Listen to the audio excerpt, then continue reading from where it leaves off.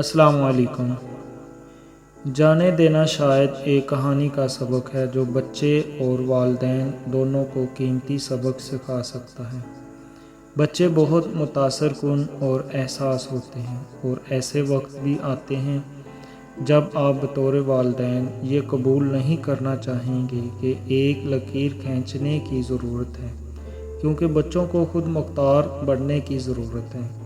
یہاں ایک کہانی ہے جو مضبوط جڑوں کے ذریعے اپنے طور پر کام کرنا سیکھنے کے چیلنجوں کے بارے میں بات کرتی ہے۔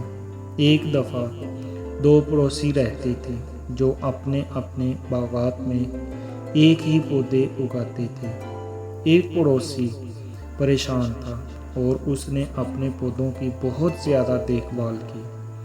دوسرے پڑوسی نے جو ضروری تھا وہ کیا، لیکن پودوں کے پتوں کو اپنی مرضی کے مطابق اگنے کے لیے اکیلا چھوڑ دیا۔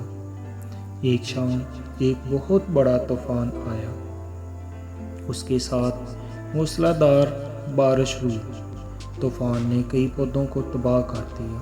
اگلی صبح جب پریشان پڑوسی بیدار ہوا تو اس نے دیکھا کہ پودے اکھڑ کر تباہ ہو چکے ہیں۔ تاہم جب زیادہ آرام دہ پڑوسی بیدار ہوا تو اس نے دیکھا کہ اس کے پودے اب بھی مٹی میں مضبوطی سے جڑے ہوئے ہیں۔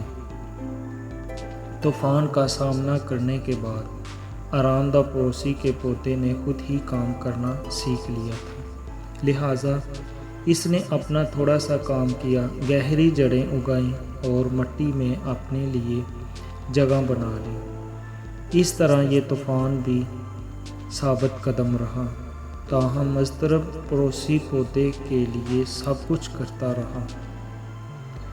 اس طرح پودے کو خود ہی برقرار رہنے کا طریقہ نہیں سکھاتا تھا۔ اخلاقی: جلد یا دیر آپ کو چھوڑ کر خود مختار بننا پڑے گا۔ جب تک آپ گڑبڑ کرنا بند نہیں کریں گے، کچھ بھی خود سے کام نہیں کرے گا۔ جزاک اللہ۔